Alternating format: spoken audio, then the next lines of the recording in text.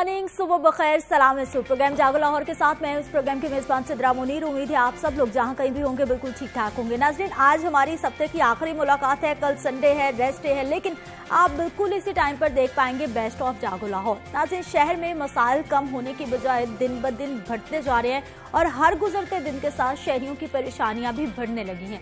पहले पेट्रोल नायाब हुआ, फिर बिजली की लोड शेडिंग का आगाज हुआ और अब आटा मजीद महंगा कर दिया गया है। फ्लोर मिल्स मालिकान की जानिब से आज खुद आटे की कीमतें बढ़ाई गई हैं, जिसके तहत 20 किलो आटे की कीमत 1035 रुपये मुकर्रर कर दी गई है, जबकि सरकारी नरखों में ये कीमत 825 रुपये मुकर्रर है। और जब इन तमाम मसाइल पर मुतलका अफसरान से बात होती है तो उनके यहाँ सब अच्छा की रिपोर्ट जाहिर की जाती है।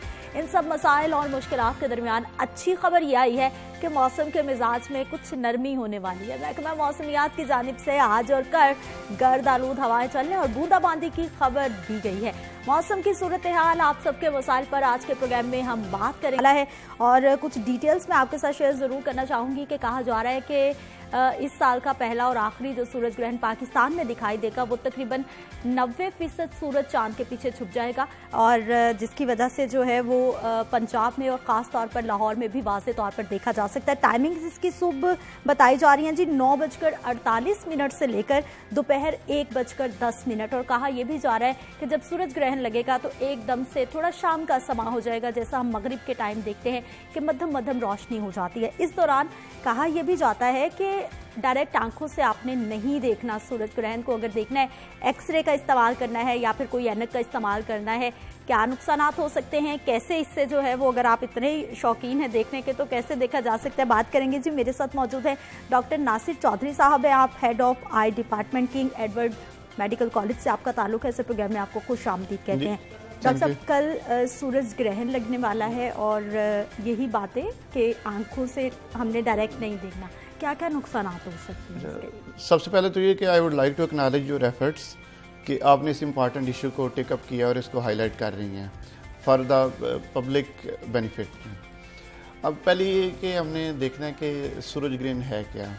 जैसा कि हम जानते हैं, महकमा मौसमियात ने भी बताया है, आपने भी जो इसको ऑन एयर किया है, जो मौसम से रिलेटेड न्यूज़ हैं, कि कल तकरीबन 9:30 बजे से लेकर 1:15 बजे तक सूरज ग्रहण होगा और ये एशिया इंक्लूडिंग पाकिस्तान और अफ्रीका में देखा जाएगा।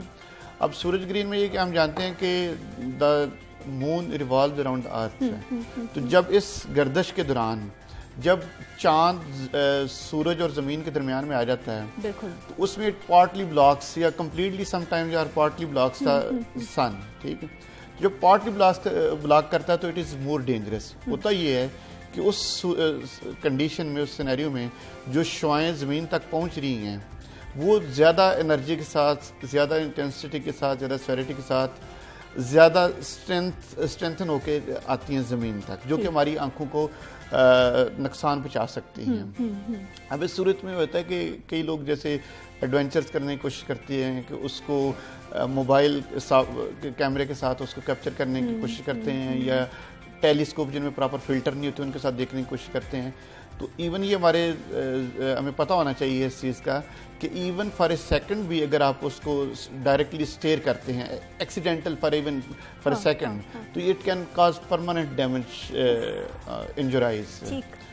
It can permanently damage your eyes. और किस हद तक नुकसान हो सकता है उसमें? ये कि जो आपका जो आंख के जो नूर वाला पर्दा, जिसको हम the most sensitive part retina है, उसमें भी जो सबसे sharpest point of the vision है, the area of the maximum vision, जो मैकुलर एरिया या फोवियल एरिया है, वो इससे इन्वॉल्व होता है। होता ये कि जब जाहिर है, जिस तरह आपने भी मौसम के हाल को बताया थी कि वो पाकिस्तान में इस तरह का समा होगा जैसे कि मगरब का टाइम है, तो इस सिनेरियो में होता ये कि आँख की जो प्यूपल है, जो पुतली के अंदर जो सुराख है, वो डलेट हो जाता है। तो जब डलेट होता है तो जो सूरज की शुआएं हैं वो ज़्यादा इंटेंसिटी के साथ, वो स्फेरिटी के साथ आती हैं और वो आँख का जो रेटिना, जो नूर वाला पर्दा, जो सेंसिटिव पार्ट है, उसको ज़्यादा डैमेज करती हैं। और इसमें ये कि जिस तरह बात हम कर रहे थे कि इवन फॉर ए सेकंड जो है, और ये परमानेंटली आपकी आंख को डैमेज कर सकता है। अच्छा डॉक्टर साहब, बहुत सारे लोग हैं जो कि पहले भी सूरज ग्रहण या फिर चांद ग्रहण लगता है तो वो कहते हैं हमने तो पहले भी देखा था, कुछ नहीं हुआ।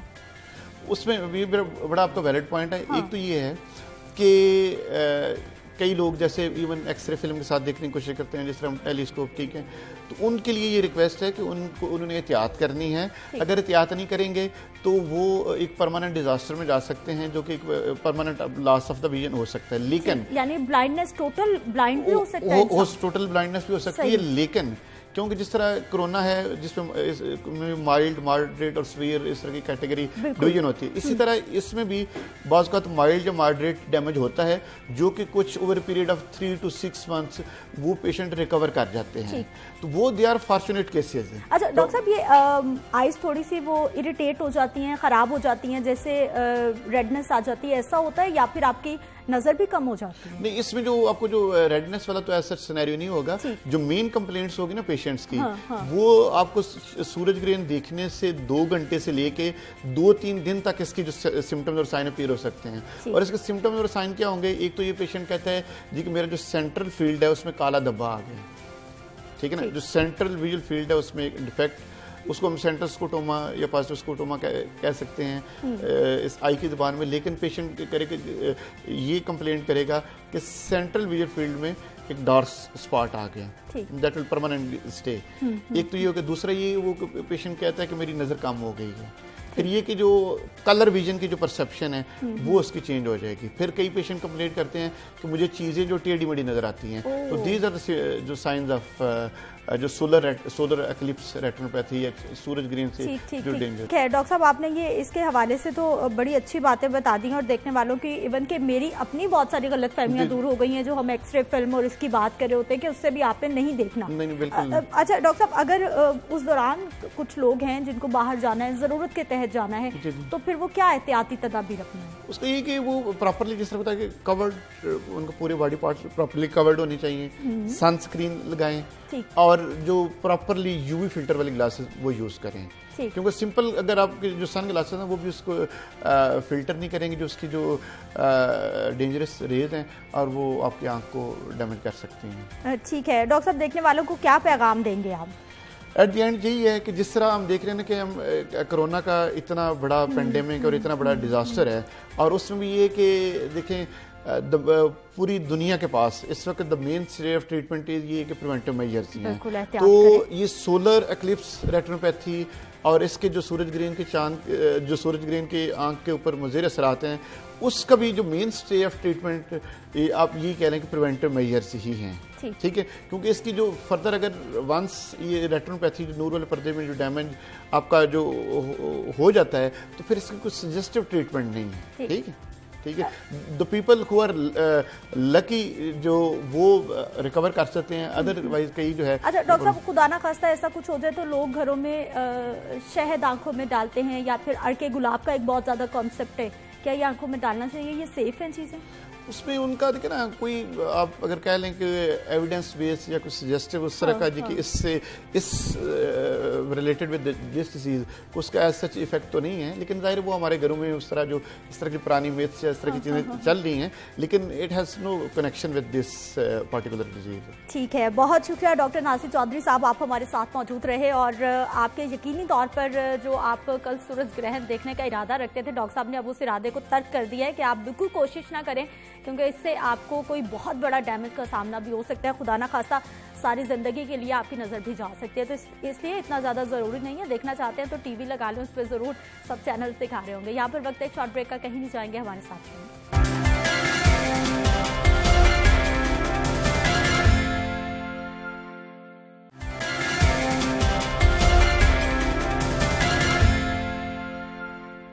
प्रोग्राम में एक बार फिर से आपको खुश आमदीद कहते हैं नाज़रीन। कोरोना की ताज़ा तरीन सूरत हाल पे हमने बात करनी है, स्मार्ट लॉकडाउन पे हमने बात करनी है। कोरोना केसेस में आपको बता देती हूँ कि पंजाब में 61,678 केसेस अब तक रिपोर्ट हो चुके हैं, जबकि पंजाब में 31,924 केस अब तक सामने आ चुके हैं, और 471 अफराद मौत के मुंह में भी जा चुके हैं इस वायरस के नतीजे में।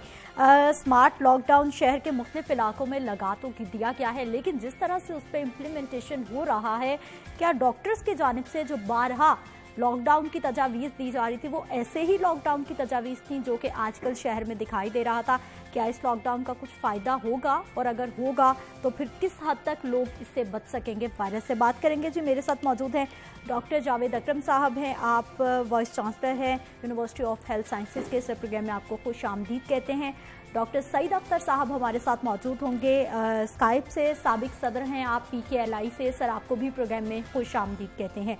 डॉक्टर जावेद साहब, ये नंबर्स दिन ब दिन बढ़ते जा रहे हैं, हज़ारों में केसेस रिपोर्ट हो रहे हैं, ये दिन ब दिन मामला किस साइड पे जा रहे हैं, कितना बिगड़ सकता है?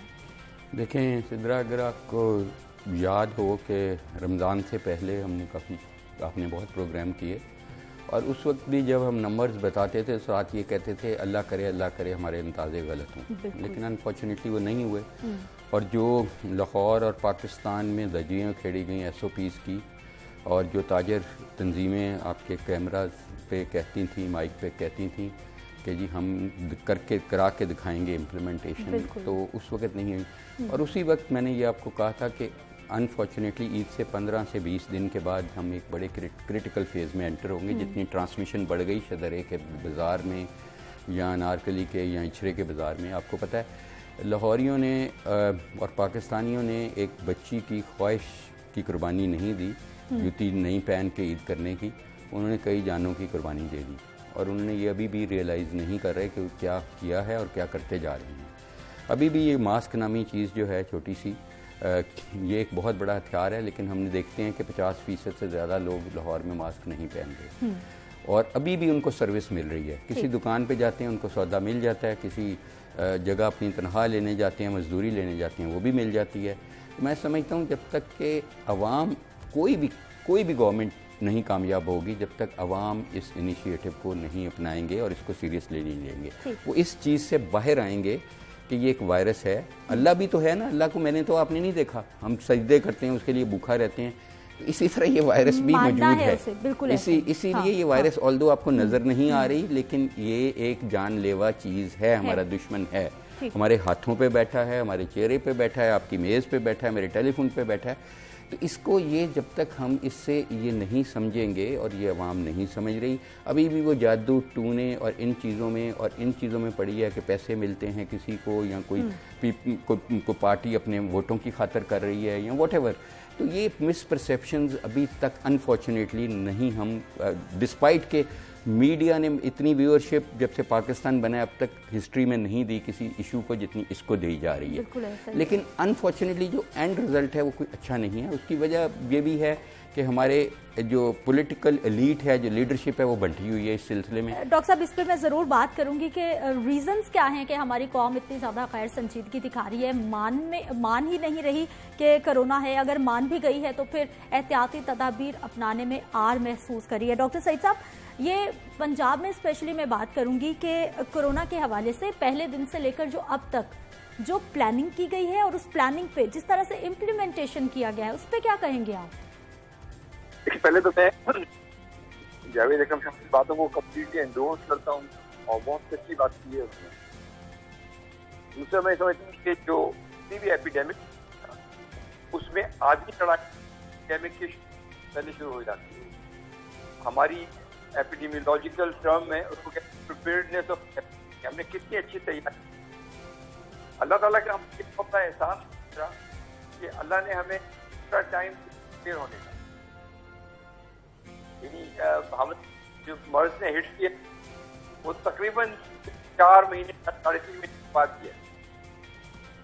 तो नतीजा ये है कि हम तो बिल्कुल हमें तैयार होना चाहिए था, हमारे लैब तैयार होनी चाहिए थी, PSLC लेवल की लैब, हमारे एयरपोर्ट तैयार होने चाहिए, क्वारंटीन सेंटर तैयार होने चाहिए। जैसे ये वबा आएगी हम इसको सख्त क्वारंटीन करके और इसको हम काबू, ये बदकिस्मती से वो वक्त गुजर है। उसके बाद फिर हमने जो लॉकडाउन किया, तो लॉकडाउन खुद कोई चीज़ नहीं है, लेकिन लॉकडाउन कुछ चीज़ें प्रोवाइड करता है। उसमें आप लोगों को टेस्ट करते हैं, उनको आइसोलेट करते हैं, जो टेस्ट पॉजिटिव आ जाते हैं उनको मजीद आइसोलेट करते हैं। तो इस तरह से आप वबा की कमर तोड़ देते हैं। तो वो हम दोनों एंड पे फेल हो गए। इसलिए मैं समझता हूँ जो सबसे अब जो करने की बात है वो ये है कि लीडरशिप कौम की, और ये मैं जिस तरह गवर्नमेंट को नहीं कह रहा, मैं लीडरशिप, पॉलिटिकल लीडरशिप की बात कर रहा हूँ। वो एक टोन सेट करते हैं, एक कौम के लिए रास्ता मुतय्यन करते हैं और वो कहते हैं कि हमें ये एक मुसीबत आई है, हम सब ने मिल के का मुकाबला करना है। जसिंडा आर्डन एक बड़ी अच्छी मिसाल साबित की। उसने कहा देखो वी हैव अ प्रॉब्लम, लेकिन हम कौम की हैसियत से मिलकर इसका मुकाबला करेंगे, हम सब मिलकर इससे लड़ सकते हैं और मैं आपको लीड करूंगी और आपने किसी एसओपी वायलेट नहीं कर, जो वायलेट करेगा मैं उसको उल्टा टांग दूंगी और जो उसको कंप्लाई करेगा हम उसको इनाम देंगे, हम उसके साथ अच्छा सलूक। नतीजा ये है कि टोन सेट हो गई, पूरी कौम एक पेज पे आ गई कि सिक्की की एक थी, उनको पता था, क्रिकेट किया जा रहा था, हॉस्पिटल को बिल्ड किया जा रहा था। नतीजा ये हुआ कि उन्होंने इस वबा की कमर तोड़ दी और अब वहाँ पे कोई पुरानी बीमारी मौजूद, और अब उन्होंने इतनी तैयारी मुकम्मल है कि अब नई वबा जब दोबारा सर उठाने लगी, जो कि उठाएगी सेकेंड के, मगर वो कम्प्लीटली तैयार थे और वहीं पे उसकी कमर तोड़ देंगे। सेम एग्जैक्टली मैं समझता हूँ सिद्रा जो अभी हमें जरूरत है, और ये जैसे जावेद भाई ने कहा कि कोई गवर्नमेंट नहीं कर सकती है, सबको मिलकर करना पड़ेगा। लिहाजा नंबर 1 लोगों को इसको एक्सट्रीमली सीरियस लेना पड़ेगा। और अब वक्त आ गया है कि लोगों के घर हिट होने शुरू हो गए हैं, हर घर में कोई ना कोई बीमार होने शुरू हो गया है, हर मोहल्ले में कोई डेथ हो गई है। तो अगर अभी भी हमने कुछ लिया तो फिर अल्लाह ताला लोगों पे रहम नहीं करता, अब पे रहम नहीं करता। ठीक, डॉक्टर सईद साहब ने, जावेद साहब बड़ी अच्छी बात की है कि ये होता तो हम वबा की कमर तोड़ देते, लेकिन जो कुछ हुआ हमने तो वबा को मजीद मजबूत किया कि वो हम पे हमलावर हो जाए और हमें बर्बाद करे, और आजकल वही हो रहा है। देखें सईद साहब माशाल्लाह हमेशा ही अच्छी बात करते हैं, जब से मेरे भाई हैं और मैं वेरी प्राउड के मेरे भाई हैं। तो हम देखें साइंसदान तो मैं या ये हम तो एविडेंस बेस्ड बात करते हैं हमेशा, क्योंकि हमें क्वेश्चन किया जाता है कि एविडेंस क्या है, ठीक है, कि आप ये बात किस बुनियाद पे कह रहे हैं, और हम इसे इसी बुनियाद पे कह रहे हैं कि देखें एक होता है जो सबसे इम्पोर्टेंट मेरा ख्याल है कोरोना में जो एक है वो आर फैक्टर है। आर फैक्टर है रिप्रोड्यूसिबल फैक्टर, या आप उसको कहते हैं कि आपका क्या इंडेक्स है कि एक फ़र्द जो है किसी भी एरिया में यहाँ जहाँ बैठे हैं या लाहौर में कितने लोगों को इन्फेक्ट कर देता है, कर सकता है। तो वो इस वक्त लाहौर का अनफॉर्चुनेटली 2.5 से 3 के दरमियान फिर रहा है, जो कि बहुत ही ज़्यादा अनएक्सपेक्टेडली हाई है। उसको हमें टारगेट करना है कि वो 1 के करीब हो। तो अब उसके लिए हमें किसी न किसी तरह ये जो चेन है इसकी ट्रांसमिशन की, इसको ब्रेक करना। डॉक्टर साहब इस पे भी मैं आऊँगी, पहले मुझे आप वजह बताइए कि ये क्या वजह है इतनी गैर संजीदगी, कहाँ पर कमी रह गई। मैं इतने प्रोग्राम, पूरे मीडिया ही इतने प्रोग्राम कर रहा है, अवेयर कर रहा है, सब कुछ बता रहा है, लेकिन उसके बावजूद लोग नहीं मानते। देखें सबसे पहले आप ये समझ लें कि पाकिस्तान का एक एजुकेशन लेवल क्या है और अंडरस्टैंडिंग लेवल क्या है, हमारे पास रॉ मटेरियल क्या है। उसके बाद ऑल्दो अल्हम्दुलिल्लाह हम 95% मुसलमान हैं, लेकिन हम अनफॉर्चुनेटली हिंदू डोमिनेटेड अभी भी सोसाइटी है, क्योंकि हिंदुओं के साथ रहे हैं। अभी भी हम बसंत हम ज़्यादा मनाना चाहते हैं, ईद कम मनाना चाहते हैं। तो उसकी वजह से हम ये समझते हैं कि शायद चीज़ें हमारे करने से कुछ होंगी, हालांकि हमारा यकीन है कि हम ऐसे स्टेप्स करें जो अल्लाह ने बताया। अल्लाह ने तो बड़ा क्लियरली कहा कि जिसने एक जान बचाई उसने इंसानियत बचा ली। इससे बड़ा आपको और मुझे क्या मौका मिलेगा? देखिए ये वायरस अल्लाह की मर्जी से आई है, अल्लाह की मर्जी से जाएगी। तो अल्लाह ने ये आजमाइश की है कि मैं क्या करता हूँ, प्रोफेसर सईद अख्तर साहब क्या करते हैं, आप क्या करते हैं, आपके लाहौर चैनल क्या करता है या दुनिया चैनल। तो ये हर एक की आजमाइश है, हमने रोल प्ले करना है। डॉक्टरों ने अनफॉर्चुनेटली ये भी किया कि अपने आप को मैसूर कर लिया घर से और इंटरनेट पे बात करनी शुरू कर दी मरीज़ों से। मैं फ्रंट लाइन पे आईसीयू से आ रहा हूँ अभी भी और जाता हूँ, और अल्हम्दुलिल्लाह मुझे उन मरीज़ों की दवाएं प्रोटेक्ट करती हैं। और अगर खुदा ना खास्ता मेरी लिखी हुई है और मैं इस तरह मर जाऊँगा तो वो तो मेरी खुशकिस्मती है। डॉक्टर साहब आपके लिए हमारी नेक ख्वाहिशात हैं, बल्कि तमाम डॉक्टर्स के लिए ही, जो कि अपने आप को प्रोटेक्ट करने के लिए मेजर्स तो ले रहे हैं, लेकिन साथ साथ ऐसा नहीं है कि मरीजों को उनके हाल पे छोड़ दिया, बल्कि वो उनकी भी सेहत का बहुत ज़्यादा ख्याल रख रहे हैं। डॉक्टर सईद साहब, स्मार्ट लॉकडाउन का सारा चौथा रोज़ है।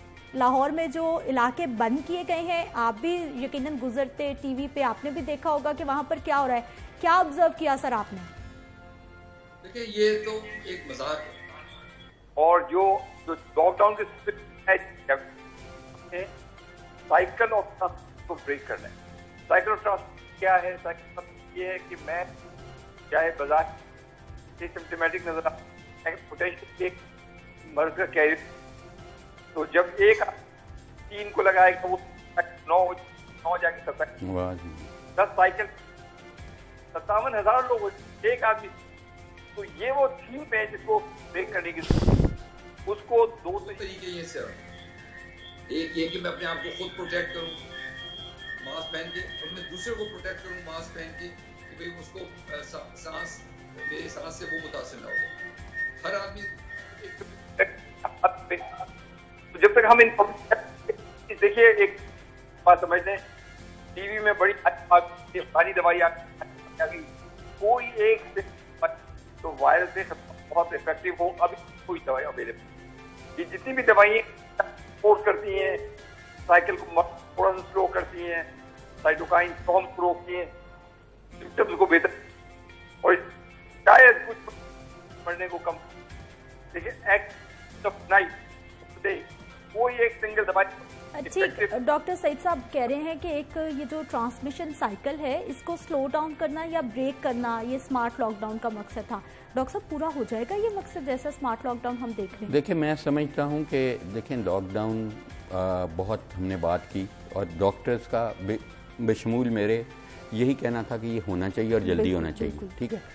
और मेरा ख्याल है मीडिया ने भी उसमें काफ़ी सपोर्ट की, क्योंकि कुछ ना कुछ तो करना ही है अपने आप। तो देखें या तो अगर हम कुछ नहीं करेंगे तो या तो अल्लाह ताला बदर की तरह फरिश्ते नाजिल कर दें कि वो जो इस वायरस के साथ जंग कर लें, या ये है कि अबाबील भेज दें जो इस पर पत्थरी मारे। तो कुछ ना कुछ तो हमने करना है। अल्लाह भी तभी मदद करते हैं जब हम अपनी मदद खुद करते हैं। तो देखें मैं ये समझता हूँ कि हमें ये सराहना चाहिए कि गवर्नमेंट ने चलें कुछ लॉकडाउन किया, कुछ किया। अगर गवर्नमेंट खुदा न खास्ता हमें दुआ करनी चाहिए और हमें पूरी कोशिश करनी चाहिए as a Lahori as a Pakistani, पूरी एफर्ट करनी चाहिए कि हम गवर्नमेंट को इस चीज़ में फुली सपोर्ट करें। अगर हम कर पाते हैं इसको कंटेन तो बहुत अच्छी चीज़ है। अगर खुदा न खास्ता को फ़र्क नहीं पड़ता या बीमारी इसी तरह ही बढ़ती रहती है तो गवर्नमेंट मजबूर हो जाएगी कंप्लीट लॉकडाउन में, ठीक है। तो हमें ये कोशिश करनी चाहिए कि लोगों की मईशत भी बचे, गरीबों की रोज़ी भी बचे, भूख से भी बचे रहें।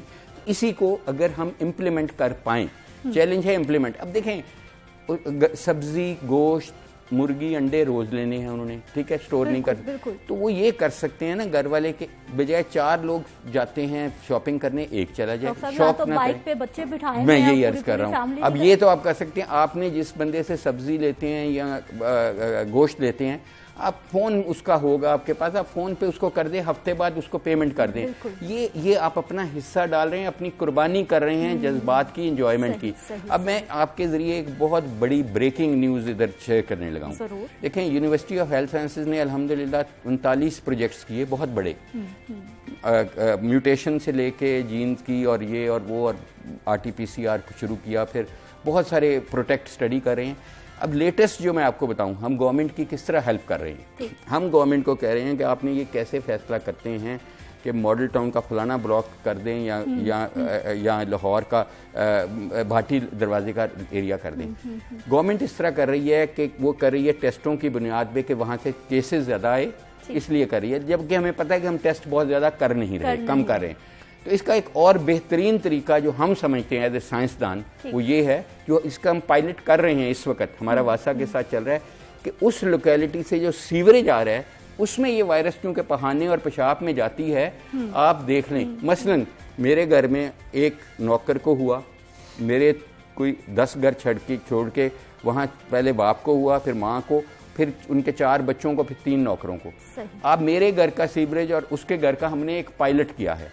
तो हमारे घर में 10% अगर थी, 10 थी वायरस RT-PCR से, तो उसके घर में 90 थी। तो यही आप घरों को से अब हम अपस्केल करके एरियाज की कर रहे हैं। हम कैवलरी ग्राउंड का सीवरेज देख रहे हैं और उसको कंपेयर कर रहे हैं हम अल्लामा इकबाल टाउन के ब्लॉक से, रचना ब्लॉक से। तो ये चीज़ आपको बताएगी कि किस मोहल्ले में, किस एरिया में, किस लोकेलिटी में, और इसमें MD वासा के साथ हम बिल्कुल राब्ते में हैं और वो हमारी बड़ी मदद कर रहे हैं सैंपल लेने में, क्योंकि सीवरेज को आप कंपेयर करते हैं क्वांटिटी ऑफ वायरस से कि उस उधर 10,000 बंदा रहता है, 10,000 बंदे में से कितनी वायरस आ रही है, ठीक है। जहाँ पे दूसरे जगह पे भी 10,000 बंदा रहता है, आप ये देखते हैं कि उधर कितनी वायरस आ रही है। ठीक डॉक्टर साहब, इस पे मजीद भी मैं ज़रूर बात करूंगी कि इसका पायलट कर रहे हैं, कैसा इसका तजुर्बा है, किस तरह से इस पे इम्प्लीमेंट हो सकता है। डॉक्टर सईद साहब, आप सर बात करना चाहूँगी, यही सवाल आपसे भी करूँगी कि ये जैसा स्मार्ट लॉकडाउन हम देख रहे हैं, इससे क्या ट्रांसमिशन कम हो जाएगी, साइकिल ब्रेक हो जाएगा या फिर स्लो डाउन हो जाएगी एटलीस्ट? देखिए, अगर स्मार्ट लॉकडाउन को इम्प्लीमेंट करवा देना तो बड़ी हद तक हम साइकिल को ब्रेक कर सकते हैं।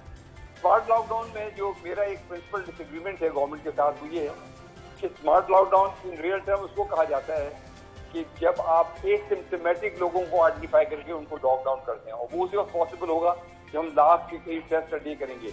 अब जावेद भाई एक नया इनोवेटिव आइडिया लेके आए हैं, अदा करें ये बड़ा कामयाब हो, वो एक और तरीका हो सकता है। आइडियाज में ये होता है सिद्रा कि आप ये आइडेंटिफाई करने की कोशिश करते हैं कि एक एरिया में कितने लोग हैं जो कि इन्फेक्टेड हैं, जो कि लोगों को पोटेंशियली इन्फेक्ट कर सकते हैं। तो वो दो तरीके से है, या तो वो लोग जिनके सिम्टम्स पॉजिटिव आए हैं उनको आप देख लें, या जिनके टेस्ट पॉजिटिव आए हैं किसी वजह से उनको देख लें, या फिर आप एक सिम्टोमेटिक लोगों को भी टेस्ट करें और जिसकी कॉस्ट काफी ज्यादा होती है, और अगर उसका कोई ऑल्टरनेट मेथड हो सकता है तो बहुत अच्छी बात है। तो स्मार्ट लॉकडाउन का अच्छी होता है। लेकिन मैं ये कहता हूँ कि इवन अभी भी जो गवर्नमेंट, इसको हम हमारी लैंग्वेज को टारगेटेड लॉकडाउन कहा जाता है, वो बहुत अच्छी बात है, लेकिन उसको इम्प्लीमेंट कराएं। और अब तो जो अच्छी बात है वो ये है कि वजीर आजम की तरफ से और दीगर लोगों की तरफ से भी ये बयान आए हैं कि अपने आप को आप प्रोटेक्ट करें। आई विश कि ये बयान 3 महीने पहले उसी सख्ती के साथ आते तो शायद लोगों में डिफरेंट टोन सेट हो जाती है। लेकिन एनीवे, मैं समझता हूँ कि हमें कभी भी कोई टाइम नहीं वेस्ट हुआ, ये अभी भी मैं समझता हूँ एज ऑप्टिमिस्ट पर्सन के हम अभी भी चीज़ों का मुकाबला कर सकते। लिहाजा इम्पोर्टेंट तरीन चीज़ ये है कि हम इसका साइकिल को ब्रेक करने के लिए जो पब्लिक हेल्थ मेजर्स हैं वो क्या है, वो ये है कि मैं अपना मास्क पहन के रखूँ, हाथ धो के रखूँ, आंखों को प्रोटेक्ट करूँ, और इसी तरह जो भी दूसरे मेजर्स बताए जाते हैं हर मिनट पर टीवी पे आ रहे हैं। डॉक्टर सईद साहब, सर ये जो आप एहतियाती तदाबीर बता रहे हैं, ये तो मेरा ख्याल है मुसलसल डॉक्टर साहिबान हम लोग सभी बता रहे हैं, लेकिन उसके बावजूद रवैये ये हैं कि अगर किसी ने मास्क नहीं पहना और कोई पहनकर उसके पास से, उसे हकारत की नजर से देखा जा रहा है कि ये कैसा डरपोक इंसान है कि ये कोरोना से डर के मास्क पहने फिर रहा है। देखिए, मैं आपको कहना चाहता हूँ जिस तरह की हुकूमत जो है ना वो माँ की तरह होती है, उसका काम है लोगों को प्रोटेक्ट करना। अगर एक आदमी अपनी जहालत से दूसरे मासूम लोगों में कोई बीमारी फैला रहा है तो कानून को हरकत में आना चाहिए। लेकिन वहाँ पे आप पूरे यूरोप पे देख लें, मिडल ईस्ट पे देख लें, बेतहाशा जुर्माने किए उन लोगों ने। और एक बहुत अहम बात मैं कहना चाहता हूँ कि सऊदी अरब में रॉन्ग इंफॉर्मेशन फैलाने वाले के लिए 1 मिलियन रियाल और जेल की सजा है। तो हुकूमत का काम है कि अपने शहरियों को प्रोटेक्ट करें, और जितने भी लोग इस किस्म की गलत रवैये हैं उनको थोड़ी सी पनिशमेंट भी होती है। देखिए ना, ये सजा और जजा का मामला जब तक नहीं होगा, लोगों का रवैया, हजरत उमर रज़ियल्लाहु के ज़माने में जेल बनाई गई लोगों को शर से बचाने के लिए, उस ज़माने में सारे सहाबा के नाम थे। लेकिन देखिए, ये दुनिया में शर और खैर का मामला हमेशा चलता रहा है। लिहाजा ये बड़ा ज़रूरी है कि हुकूमत इस पर असर्ट करे, हम लोग एज ए पब्लिक उन लोगों को हकारत से देखना शुरू करें। हकारत से देखना अच्छी बात नहीं है, लेकिन हम उनको हकारत से देखें जिन्होंने मास्क नहीं पहना कि भाई तुम्हारा दिमाग खराब है। तो जब तक कि ये टोन सेट नहीं होगी ना, ये मैं बार बार एक ही बात कहता हूँ, हुकूमतें और पॉलिटिकल लीडरशिप टोन सेट करती है, वो बदकिस्मती से अभी तक नहीं हो पाई हमारी। ठीक है, बहुत शुक्रिया डॉक्टर सईद साहब, आप हमारे साथ मौजूद रहे। और डॉक्टर साहब, ये टोन सेट करने वाला ही मामला है कि बजाय उसके आपने भी देखा होगा कि जो मास्क पहने जा रहा है लोग उसको ऐसे देख रहे हैं कि ये खुदा ना खास्ता पता नहीं इसको कोई बीमारी लग गई है जो ये मास्क पहन के फिर रहा है। देखिए, ये बड़ी अनफॉर्चुनेट चीज़ है अनफॉर्चुनेटली, और मैं समझूंगा कि हमें देखना पड़ेगा कि देखिए आफतें आती रहती हैं कौमों की ज़िंदगी में, चाहे वो अर्थक्वेक की सूरत में है, चाहे फ्लड की, चाहे ये वबाई। तो ये हमारी जो रिस्पांस हमने देखी है अनफॉर्चुनेटली, मुझे बड़ा फ़ख्र है बतौर पाकिस्तानी, बतौर लाहौरी। लेकिन ये जो हमने ये एटीट्यूड देखे हैं ना, इसमें मैं नहीं फ़ख्र कर सकता, ना आप कर सकते हैं, ना आपका चैनल कर सकता है, हालांकि आपके चैनल का नाम ही लाहौर नहीं हो जाए। तो ये हमें बहुत मिनहासिल कौम देखना पड़ेगा। और मैं समझता हूँ कि इसमें जैसे सईद भाई ने कहा कि प्राइम मिनिस्टर साहब ने बार बार एम्फसाइज़ करें, मैं इसको ज़रा और इनलार्ज करूँगा। खाली प्राइम मिनिस्टर नहीं, अपोजिशन लीडर्स भी, इकट्ठे खड़े होके एक जगह पे ये मैसेज देंगे अगर ये पॉसिबल होगा। देखें जो असेंबली का सेशन हुआ, जो बनाया ही इसीलिए गया, जिसने सेशन बुलाया वो भी नहीं आया। तो इसके बाद उधर इतनी ब्लेम गेम हुई सिर्फ कि उधर से कोई यूनिफाइड मैसेज नहीं गया। हमारी जो कौम आगे ही बड़ी वल्नरेबल है एजुकेशन लेवल। हम डॉक्टर को इतने पैसे या उधर वेट नहीं करेंगे, हम जादू टूने के पास जाके मंजियों पे और 2-2 दिन वेट करेंगे कि वो जादू करेगा तो अभी ठीक हो जाएंगे।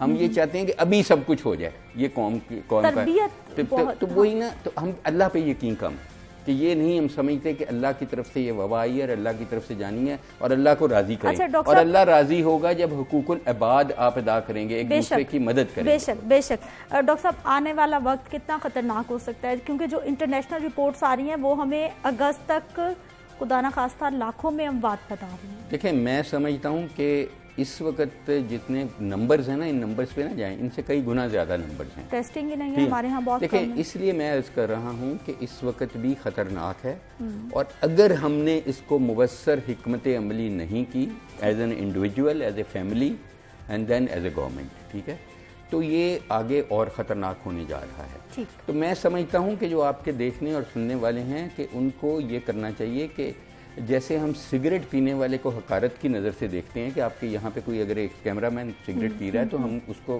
स्टिग्मेटाइज करेंगे, बिल्कुल ऐसे। तो जो मास्क के बगैर बैठा है उसको ज़रूर स्टिग्मेटाइज करें।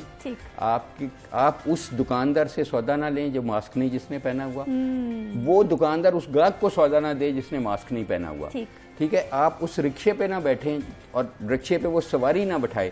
अगर अभी भी मैं समझता हूँ कि हमारा ये एटीट्यूड हो जाएगा अगेंस्ट द वायरस, ये सोच के कि हम किसी ना किसी की ज़िंदगी बचाने जा रहे हैं, इस तरह करने से, अपनी आदतें बदलने से, हाथ धो लें, 2 कतरे सैनिटाइज़र के लगा लें, अपना हजूम ना करें, थोड़े वक्फे में खड़े हो जाएं, लाइन में ही रहें, लेकिन थोड़े वक्फे में आपकी बारी आ जाएगी। आपने एक खिड़की के करीब सारों ने जमगट्ठा करने से तो नहीं आपकी जल्दी बारी आएगी।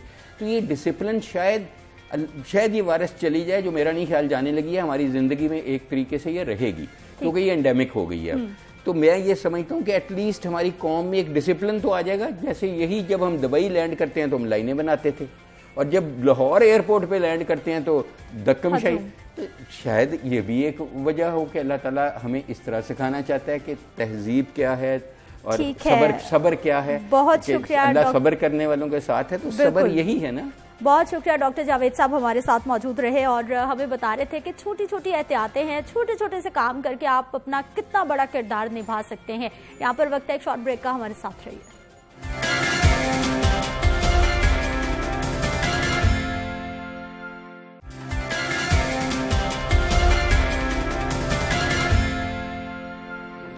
प्रोग्राम में एक बार फिर से आपको खुश आमदीद कहेंगे। नाज़रीन, बात करेंगे कुछ खेल के मैदान से। कुछ अभी जैसे ही कोरोना वायरस का आगाज़ हुआ, वबा का आगाज़ हुआ, तो हमने देखा कि हमारे जो खेलों के मैदान थे वो भी सुनसान होकर रह गए थे। लेकिन अब एक बार फिर से आबाद होने जा रहे हैं। कुछ SOPs नए तय किए गए हैं, उनको भी प्लेयर्स को फॉलो करना होगा। कुछ उनके जो कोविड-19 के टेस्ट हैं वो होना ज़रूरी होंगे। जब वो दौरा इंग्लैंड पे जाएंगे तो वहाँ पर जाने के बाद पहले 14 दिन के लिए प्लेयर्स को क्वारंटीन रहना पड़ेगा। क्या सीरीज़ होंगी, कितने मैचेस खेले जाएंगे, कितना लॉन्ग टूर होगा, हमारी टीम की कैसी प्रैक्टिस होगी, क्योंकि प्रैक्टिस भी वो वहीं जाकर करेंगे। यहाँ लाहौर में कैंप नहीं लगाया गया। कब रवानगी होगी, इन तमाम मामलों पे बात करेंगे। और ये दौरा इंग्लैंड पाकिस्तानी खिलाड़ियों के लिए कितना अहम होगा, इस पर भी बात करेंगे। हमारे साथ मौजूद है जी नुमाइंदा लाहौर न्यूज़ बिलाल अकील। बिलाल, प्रोग्राम में आपको खुश आमदीद कहते हैं। सबसे पहले हमें ये बताइए कि ये दौरा इंग्लैंड का क्या शेड्यूल होगा और कौमी टीम कब रवाना होगी? जी बिल्कुल, दौरा इंग्लैंड में 3 टेस्ट मैचेस खेले जाएंगे, 3 T20 मैचेस खेले जाएंगे। 5 अगस्त को पहला टेस्ट जो है वो शुरू होगा और इसमें जो है वो अभी 29 खिलाड़ियों को जो है वो इनिशियली जो है वो सिलेक्ट किया गया है दोनों फॉर्मेट के लिए। और कौमी टीम जो है वो उसकी रवानगी का शेड्यूल ये है कि कौमी टीम 28 जून को सुबह 10 बजे यहाँ से रवाना होगी इंग्लैंड के लिए। बरतानिया ने एक किराए पर वहाँ की प्राइवेट एयरलाइन से जहाज़ दिया, वो क्रू समेत जो है वो 2 रोज़ कबल पाकिस्तान आ जाएगा, लाहौर आ जाएगा। लाहौर में वो 2 दिन क़याम करेगा। उसके बाद यहाँ से जो है वो ठीक 10 बजे सुबह फ़्लाइट जो है वो परवान भरेगी, जिसके बाद जो कौमी टीम है वो इंग्लैंड के लिए रवाना हो जाएगी। और इसमें अगर देखा जाए तो कौमी टीम वहाँ जब पहुँचेगी, वहाँ पहुँचने के बाद 1 घंटे की मुसाफरत पे है डर्बी। वहाँ डर्बी जाके मैनचेस्टर से कौमी टीम जो है वो 14 दिन क़याम करेगी, क्वारंटीन करेगी अपने आप को। उसके बाद जो है वो कौमी टीम का जो प्रैक्टिस सेशन शुरू होगा, कौमी टीम प्रैक्टिस सेशन के लिए जाएगी और जिसमें बॉलर्स होंगे, बैट्समैन होंगे, उनकी प्रैक्टिस करवाई जाएगी। लेकिन एक इसमें छोटा सा जो है वो डिफरेंस होगा, क्योंकि अमूमन हम देखते हैं ट्रेनिंग में कुछ जूनियर प्लेयर्स होते हैं जो आके आपको नेट के अंदर बॉलिंग कराते हैं या आपको फील्डिंग में आपकी काफ़ी मदद करते हैं। लेकिन अभी जो नए एसओपीज़ के मुताबिक कोई भी गैर मुतल्लका शख्स जो है वो नेट एरिया में, प्रैक्टिस एरिया में अलाउ नहीं होगा। इसको देखते हुए जो है वो पाकिस्तान टीम में ज़्यादा से ज़्यादा बॉलर्स रखे गए हैं। बॉलर्स का मकसद यही है कि टेस्ट फॉर्मेट की तैयारी करना, क्योंकि 3 माह से अभी तक क्रिकेट नहीं हुई।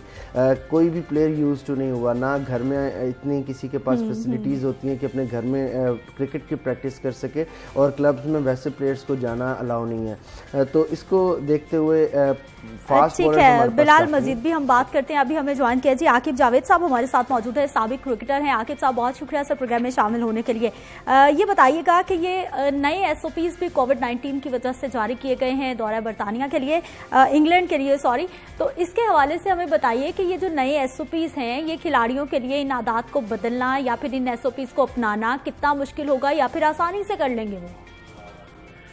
देखिए मुश्किल तो होगा, क्योंकि अभी जो बचपन से आप क्रिकेट खेलते हैं तो बॉल को शाइन करना, उसमें स्लाइवा यूज करना, पसीना लगाना, तो इसके लिए इनको पहले ट्रेनिंग भी करनी पड़ेगी, क्योंकि एक नेचुरल आपकी हैबिट होती है। काफी मुश्किल होगी वैसे, लेकिन अगर किसी ने स्लाइवा लगा लिया तो उसके बारे में ये क्या करेगा अंपायर या रेफरी? तो अभी तो ये बिगनिंग है, ये अननेचुरल सा मुझे लग रहा है। बट आई थिंक कि इनको ये करना ये चाहिए कि अगर आप स्लाइवा नहीं लगा सकते तो एक सेट ऑफ वैसलीन या सम शाइनी थिंग, मॉइस्चर, जो वो अंपायर के पास एक स्टैंडर्ड के मुताबिक एक होना चाहिए, और वो जब भी बॉलर को चाहिए तो वो उसको इस्तेमाल कर सकता है। क्योंकि की वजह यह है कि जो क्रिकेट बॉल है ये लेदर का बना होता है, उसके ऊपर एक कोटिंग होती है जो कि बहुत जल्दी उतर जाती है। अगर उसको आप शाइन नहीं करते तो वो तो बिल्कुल ही ऐसा एक बॉल बन जाएगा जिसमें ना स्विंग होगी ना कोई मूवमेंट होगी। तो आई थिंक कि एक तो ये शाइनिंग के हवाले से मेरी तो यही सजेशन है कि देयर मस्ट बी समथिंग कि जो आप बॉल के ऊपर यूज कर सकें। और दूसरा ये जो अब हम देख रहे हैं कि जिस तरह से क्रिकेट और डिस्टेंस और जिस तरह से आप आगे जिंदगी गुजर रही है उसी तरह से ये गेम भी गुजरेगी। बहुत ज्यादा लोग नहीं आएंगे ग्राउंड में, और जो प्लेयर्स हैं उनका सेलिब्रेशन, गले मिलना, एंजॉय करना, ये भी बदलेगा। बिल्कुल आकिब जावेद, आप बिल्कुल ठीक कह रहे हैं कि पूरा एक क्रिकेट के मैदान में भी बड़ी तब्दीली आ रही है कोविड-19 की वजह से। बिलाल, प्लेयर्स का क्या कहना है इन एसओपीज़ के हवाले से? इजीली एक्सेप्ट कर लेंगे या फिर उनकी जानिब से क्या रद्द अमल क्या आ रहा है? अभी हमारी ये जो प्रेस कॉन्फ्रेंसेस हुई थी जिसमें नसीम शाह, वहाब रियाज, शाहीन शाह अफरीदी, ये तमाम फास्ट बॉलर्स थे, तो इनसे भी ये सवाल प्रेस कॉन्फ्रेंस के दौरान हुए, तो उनकी जानिब से भी ये कहा कि मुश्किलात ज़रूर होंगी, लेकिन अभी हमारे से पहले जो है वो वेस्ट इंडीज़ और इंग्लैंड का टूर है, तो वो वेस्ट इंडीज़ इंग्लैंड के टूर में हमें पता लगेगा कि बॉलर्स बॉल को किस तरह से ऑल्टरनेट वे से यूज़ कर रहे हैं। एक ऑप्शन ये भी है कि अगर आप स्लाइवा नहीं यूज़ कर सकते, आप स्वेट यूज कर सकते हो, अपना पसीना इस्तेमाल कर सकते हो, लेकिन उसके भी अभी एसओपीज देखने पड़ेंगे। लेकिन जो इंग्लैंड की वेस्ट इंडीज के साथ सीरीज होगी वो काफी फायदेमंद हमारे लिए, हमारे बॉलर्स के लिए खास तौर पे साबित होगी, ताकि उन्हें पता चलेगा कि मामलात और एसओपीज भी जरा क्लियर हो जाएंगे कि ग्राउंड में सूरत हाल क्या है। आगे साहब ये बताइएगा कि एक तो ये स्लाइवा वाला मामला हो गया, आप कह रहे हैं मुश्किलात जरूर होंगी, दूसरा ये कि हर बॉल कराने के बाद हाथों को सैनिटाइज करना होगा, तो इसमें जितना भी थोड़ा गैप आएगा तो क्या इससे टेम्पो पे कुछ फर्क पड़ेगा? इससे क्या होगा? देखिए उसमें तो जो क्रिकेट है ऑलरेडी स्लो मोमेंटम की एक गेम है कि अगर आप फुटबॉल या टेनिस या कोई और गेम देखें तो इसमें अगर हर बॉल के बाद हैंड सैनिटाइज करेंगे डिफिकल्ट, क्योंकि जिस फील्डर के पास जाएगी बॉल क्या वो भी करेगा? और फील्डर से जब उसने फील्ड करता है तो वो 2-3 लोगों के बाद एट टाइम्स बॉलर के पास बॉल पहुंचती है। बिल्कुल तो ऐसा है। मुझे तो यही समझ आ रही है कि फिर हर एक बंदे के पास जो एक सैनिटाइजर होगा उसकी जेब में या उसके पॉकेट में, और वो बॉल पकड़ेगा, फेंकेगा, फिर उसको सैनिटाइज करेगा, फिर आगे फेंकेगा। बट मेरा ये एक ख्याल है कि अगर आप क्रिकेट मैचेस करा क्यों रहे हैं और आप उनको किस बंदे को खेलने की इजाजत दे रहे हैं? उसको दे रहे हैं कि जिसका कोरोना टेस्ट पॉजिटिव है, सॉरी नेगेटिव है, उसको नहीं है कोरोना जी। फिर वो ट्रेवल करेगा।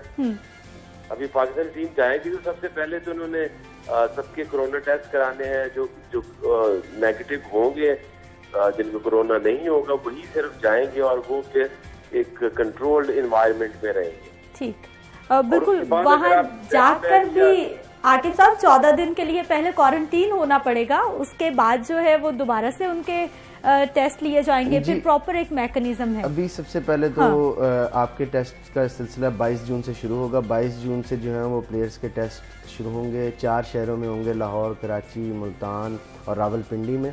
फिर उसके बाद खिलाड़ी जब परवान भरेंगे, वहाँ जब उतरेंगे, उसके बाद फिर खिलाड़ियों को कोविड-19 टेस्ट होंगे। उसके बाद 14 दिन जो है वो खिलाड़ियों को क्वारंटीन में रखा जाएगा। ये अभी जो आकिब साहब भी बात कर रहे थे कि ये SOPs तय तो कर दिए गए हैं, अगर इसकी खिलाफवर्जी हो जाती है, अगर वो, उन्होंने बड़ा अच्छा पॉइंट बताया है कि वो बॉल फील्डर के पास भी जाएगी, वो 2-3 लोगों से होके वापस बॉलर के पास आएगी, तो फिर अगर खिलाफवर्जी होती है फिर क्या होगा? नहीं, सैनिटाइज का ये मतलब नहीं है कि हर बॉल के बाद सैनिटाइज करना पड़ेगा। उसका मतलब ये है कि जब आप मैदान में आएंगे तो तमाम तर खिलाड़ी जो हैं वो अपने हाथों को सैनिटाइज करेंगे।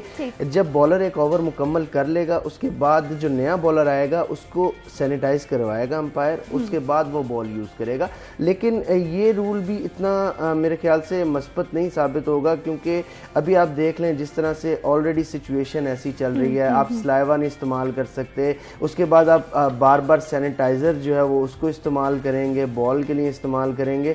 तो मेरे हिसाब से ये इस तरह क्रिकेट में काफ़ी परेशानी होगी खिलाड़ियों को, और इनको कोई ऐसा ऑल्टरनेट वे निकालना चाहिए। या तो जो बॉल है वो एक दफ़ा मैदान में, क्योंकि जो भी खिलाड़ी खेल रहा है वो उस कोविड-19 टेस्ट करवाने के बाद खेल रहा है, अपने आप को क्वारंटीन रखने के बाद खेल रहा है। तो मेरे ख्याल से ये बार बार सैनिटाइज करने वाला जो सिलसिला है ये नहीं होना चाहिए। ठीक है आकिब साहब, ये जैसे हम मामलात की बात कर रहे हैं, यकीनी तौर पर ये क्वेश्चनेबल बात है कि अगर खिलाफवर्जी होती है तो फिर क्या होगा। और दूसरी जानिब ये कि बहुत सारे ऐसे लोग भी कोविड-19 का शिकार हो गए जो कि बेहद एहतियात कर रहे थे। अगर खुदा ना खास्ता किसी टीम के किसी प्लेयर को कोई पॉजिटिव हो जाता है, कोई वहां जाके हो जाता है, उसके बाद क्या होगा? देखिए, एक तो चीज जो मैंने पहले कही कि ये जब आप टेस्ट करा रहे हैं, मेक श्योर कर रहे हैं कि जो प्लेयर्स मैदान में खेलेंगे वो सेफ होंगे। तो जब एक बंदे को कोरोना है ही नहीं तो फिर वो सलाइवा यूज करे या कुछ भी करे, उससे क्या फर्क पड़ता है? ठीक है, अब ये परेशानी तब होगी कि जब आप कोरोना नहीं है और आप टेस्ट आपने कराया है और आप खेल रहे हैं, और उसके दौरान ये भी जो प्लेयर्स है वहाँ क्वारंटाइन करेंगे आप उनको, बट वो अगर वो स्नीक आउट इधर उधर खिलाफवर्जी करके कहीं से कोरोना लेके आ गए तो ये दोबारा से फिर जो आपकी गेम है ये बंद हो जाएगी, आप मजीद मैचेस नहीं हो सकेंगे। इट्स वेरी वेरी रिस्की और बहुत ज्यादा रिस्पॉन्सिबिलिटी का काम है प्लेयर्स का भी, ऑफिशियल्स का भी। ठीक है, बहुत शुक्रिया आकिब जावेद साहब, आप हमारे साथ मौजूद रहे। यकीनी तौर पर बिलाल, ये तमाम चीज़ों पे क्वेश्चन मार्क है कि कैसे होगा, क्योंकि प्लेयर्स को आपने, ठीक है आपने टेस्ट कर लिए, नेगेटिव हो गए, ग्राउंड में चले गए, लेकिन वो बाहर से जो खाना बन रहा है, जो उनका होटल होगा जहाँ पे भी वो रह रहे हैं, वो खाना भी तो खा रहे हैं, उनके लिए फ्रूट्स भी तो आ रहे हैं, बाहर से चीज़ें भी तो आ रही हैं, कहीं से कुछ भी हो सकता है। लेकिन इसका एक तरीक़ेकार होगा, इसकी भी SOPs बनाई जाएंगी कि जो स्टाफ होगा जितना भी, उन सब के पहले टेस्ट वगैरह करवाए जाएंगे। ठीक है, वो स्टाफ के जब टेस्ट होंगे फिर उनको इसी तरह, जिस तरह खिलाड़ियों के टेस्ट होने के बाद उन्हें ग्राउंड में जाने दिया जाएगा, इसी तरह क्योंकि ये एक इंटरनेशनल दौरा है, एक इंटरनेशनल टूर है, यहाँ पे पूरी दुनिया इस टूर को देख रही होगी। बिलाल, हमारे साथ कामरान अकमल मौजूद है, उनसे बात कर लेते हैं। क्रिकेटर हैं आप, कामरान प्रोग्राम में आपको खुश आमदीद कहते हैं। ये बताइएगा कि ये दौरा इंग्लैंड पाकिस्तानी टीम के लिए कितना अहम होने जा रहा है? जी, बड़ा अहम टूर है पाकिस्तान टीम का, और जैसे जिन हालात में जा रहा है होने जा रहा है टूर, तो मेरे ख्याल से क्रिकेट हो नहीं रही थी पिछले 3 महीने से, और लड़के यहाँ पे आपको पता है ग्राउंड में जा नहीं सके, और 1 महीना हम लोग पहले जा रहे हैं, तो उसका फायदा तो होगा पाकिस्तान टीम को, लेकिन टफ होगा टूर। इंग्लैंड की टीम भी है, क्रिकेट के मुताबिक भी पाकिस्तान टीम को टफ टाइम मिलेगा, लेकिन पाकिस्तान टीम के पास प्लस पॉइंट ये है कि हमारे पास बॉलिंग अच्छी है और अच्छे टूर्स होगा और देखने वाला टूर्स होगा। इंग्लैंड टीम को थोड़ा सा एज है कि वेस्ट इंडीज के साथ वो पहले सीरीज खेल रहा है, तो उसमें सारा हम लोगों को पता भी चल जाएगा, उनके प्लस पॉइंट, उनके नेगेटिव पॉइंट हमें पता चल जाएगा। उस पर काम करने का हमारी टीम के पास टाइम होगा, तो लेट्स सी क्या होता है। लेकिन ये है कि जैसे अभी बात की है कि खाना बाहर से आएगा, कैसे मेंटेन करेंगे ये चीज़ें, और वायरस से कैसे बचे रहेंगे।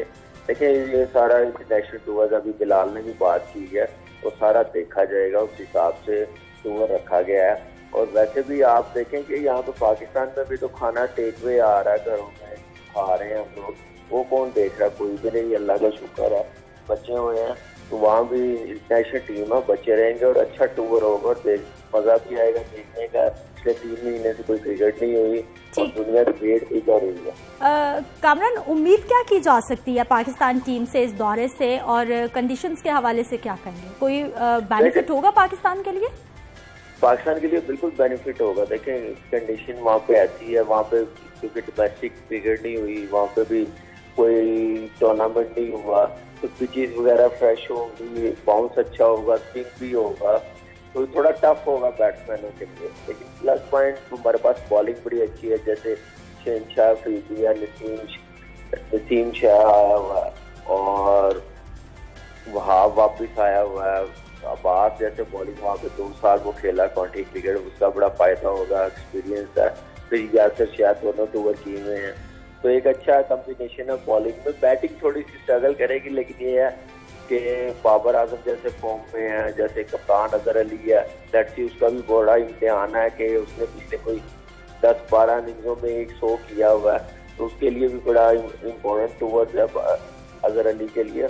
और ज़्यादा डिपेंड बैटिंग करेगी वो ओपनिंग स्टैंड जो हमारा आबिद अली और शान और अख्तर शफीक है। बिलाल, बिल्कुल हमारे प्लेयर्स को बड़ी अच्छी उम्मीदें हैं कि दौरा इंग्लैंड एक अहम दौरा हमेशा से ही होता है पाकिस्तानियों के लिए, लेकिन इस बार कुछ ज़्यादा अहमियत का हामिल है कि इतने महीनों के बाद प्लेयर्स को मौका मिल रहा है कि वो दोबारा से मैदान में उतरें।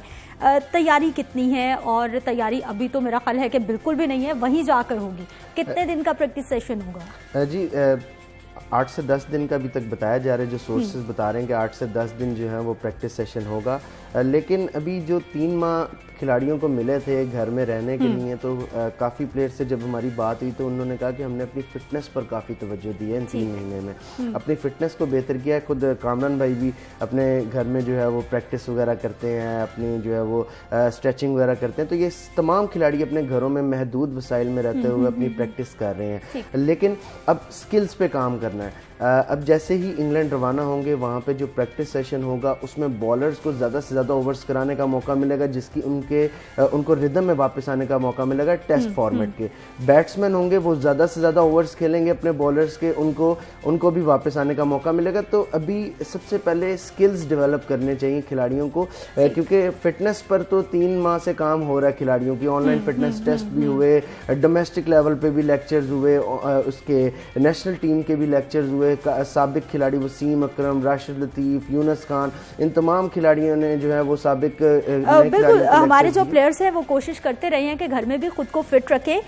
कामरान अकबर, ये बताइएगा कि ये जो नए SOPs बनाए गए हैं किस हद तक खिलाड़ियों के लिए मुमकिन होगा या फिर आसान होगा इन पे अमल दरामद करना? हैंड सैनिटाइज भी करने होंगे, सलाइवा इस्तेमाल नहीं होगा, और अगर आप किसी को आउट करते हैं या जीतते हैं आप मुसाफा नहीं कर सकते, प्लेयर्स एक दूसरे के करीब नहीं जा सकते। देखें, ये क्रिकेट जो आज से कोई 30-35 साल पहले क्रिकेट होती थी वो एक देखने को नजर आएगी, सेलिब्रेशन भी होगी और बॉल को वो क्या नाम है शाइन भी कर सकेंगे, पसीने के साथ आप कर सकेंगे। थोड़ा मुश्किल होगा, लेकिन मैंने कहा ना कि 1 महीना पहले जा रहे हैं, इस पर काम होगा बड़ा और इसमें प्लेयर्स को SOP को बिल्कुल फॉलो करना पड़ेगा और उसके अलावा आप क्रिकेट खेल नहीं सकेंगे। बचना भी हम लोगों ने ऐसे ही है, आप चाहे वो क्रिकेट खेल रहे हो या ना खेल रहे हो, आप सेलिब्रेशन नहीं कर रहे हैं और प्लेयर्स को ज़्यादा फोकस करना पड़ेगा, उस पर मेहनत करनी पड़ेगी। देखें अभी बिलाल ने क्या वहाँ फिटनेस बड़ी फिटनेस करके हमने पिछले 4-5 साल से ना क्रिकेट बड़ी नीचे ले गए, स्किल पे इतना काम नहीं होता। अब टाइम है वहाँ जाके, अब ये ना कि जैसे पिछली मैनेजमेंट ने जाके इंग्लैंड में फिटनेस टेस्ट ले लिए थे चैंपियंस ट्रॉफी में, वो काम ना करें, वहाँ जाके सिर्फ स्किल करें, काम करें, मेहनत करें, ग्राउंड में फील्डिंग कितनी कर सकते हैं, बॉलिंग कितनी कर सकते हैं, बैटिंग कितनी कर सकते हैं, प्लेयर्स पे। कामरान अकबर, बिल्कुल आपने कहा स्किल्स डेवलपमेंट जो है या उसको एनहांस करना बहुत ज्यादा जरूरी है। ये बताइए कि अब हमारे जितने भी प्लेयर्स हैं वो तकरीबन 3 महीने हो गए क्वारंटीन में है, घरों में है, प्रैक्टिस नहीं हो रही उस तरह से। 3 महीने में बीइंग अ प्लेयर आप क्या समझते हैं कि आपकी परफॉर्मेंस, आपका फिटनेस लेवल, चाहे आप थोड़ी बहुत प्रैक्टिस कर भी रहे हैं घर में, कितना डाउन हो जाता है, कितना वक्त दरकार होता है कि आप दोबारा से फॉर्म में आ जाएं? देखिए वो थोड़ा मुश्किल होता है, एथलीट कोई भी हो 3 महीने से कुछ ना कर रहा हो, लेकिन घरों में सब लड़कों ने वर्कआउट किया हुआ है, फिटनेस पे कोई भी नहीं कम्प्रोमाइज करता, सबने किया हुआ है और स्किल पे भी थोड़ा बहुत है। बिलाल को भी पता है, ग्राउंड में सब लड़के जाते रहे हैं, हम लोग भी जाते रहे हैं, सारे थोड़ी बहुत करते रहे हैं। अपने घर के पास जो ग्राउंड है वहाँ पे 1-2 लड़के SOP को फॉलो करते हुए सब करते रहे हैं, तो इतना फर्क नहीं, बस 1 वीक का टाइम है मेरे ख्याल से। वहाँ जाके जब प्रैक्टिस होगी, स्किल पे ज़्यादा से ज़्यादा काम होगा, थोड़े से प्रैक्टिस मैचेस होंगे, 1 महीना जा रहे हैं वहाँ पे, इतने हमारे लड़के जा रहे हैं, 29 लड़के जा रहे हैं वहाँ पे, क्योंकि लोकल लड़के मिलेंगे नहीं हम लोगों को प्रैक्टिस के लिए। तो जितना हम आपस में जितना कर सकते हैं प्रैक्टिस, स्किल पे जितना काम कर सकते हैं। ठीक है, बहुत शुक्रिया कामरान अकमल, आप हमारे साथ मौजूद रहे और बता रहे थे कि बड़ा अहम दौरा होगा ये। बिलाल, कितने खेले जाएंगे टेस्ट मैचेस, कितना लंबा ये दौरा होगा, कितना तवील क़याम होगा पाकिस्तान टीम का वहाँ पर? पाकिस्तान टीम 28 जून को वहाँ पर जाएगी और सितंबर के एंड तक तकरीबन वहाँ पर रहेगी। और इस दौरान अभी एक नई अपडेट आई है जिसमें शुएब मलिक जो है वो 24 जुलाई को टीम को ज्वाइन करेंगे।